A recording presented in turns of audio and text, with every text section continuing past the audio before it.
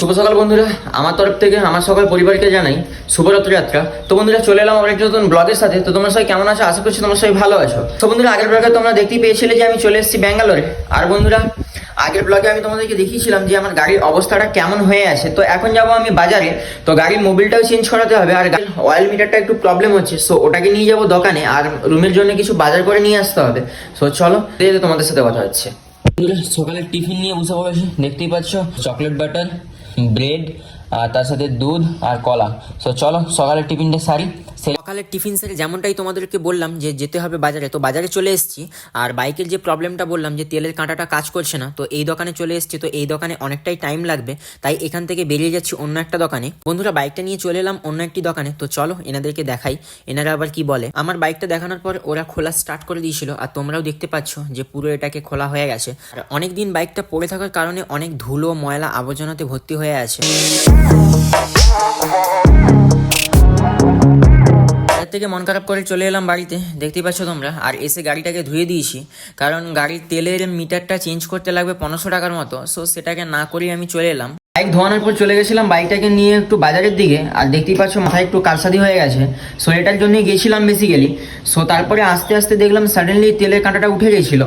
So এখন একবার গিয়ে দেখবো যে ওটা সত্যি ওয়ার্ক করছে কিনা। যদি ওয়ার্ক করে তাহলে ভালো, আমাকে আর পয়সা খরচ করে সারাতে হবে না। এখন আমি একবার চেক করে দেখবো, কারণ তখন চালিয়ে আসছিলাম, হতেও পারে। তো এখন আরেকবার দেখবো যে এটা সত্যি কাজ করছে কিনা, আর তোমাদেরকেও একবার দেখাই।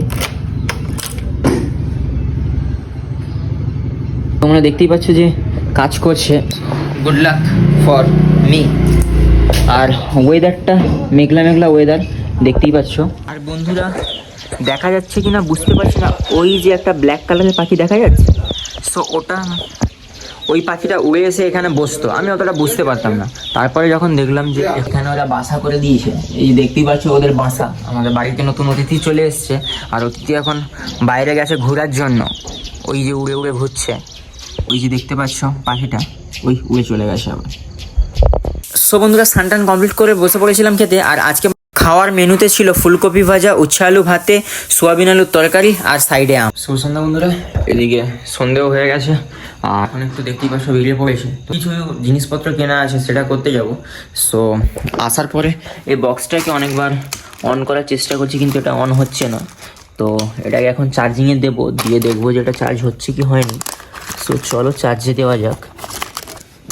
সো লাইট চলে এসছে, মোটামুটি চার্জ হচ্ছে ওটা। সো বন্ধুরা চলো গাড়ি বের করি তোমাদের সাথে কথা হচ্ছে।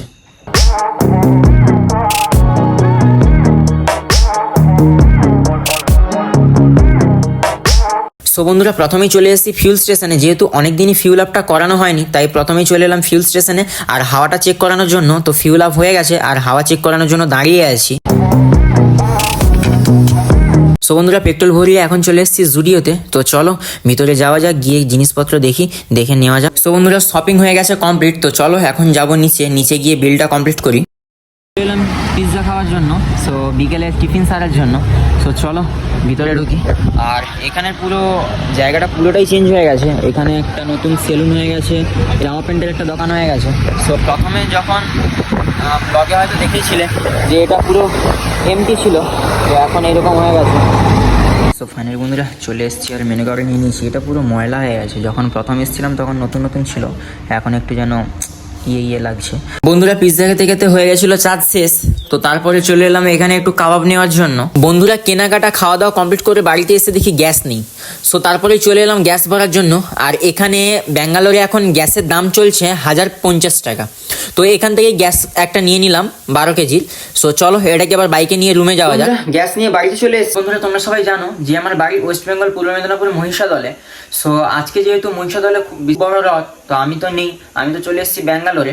কিন্তু আমার কাকু ওখানে লেগে পড়েছে জলদান সেবায়, তো তোমরা ওখানে ভিজিট করতে পারো।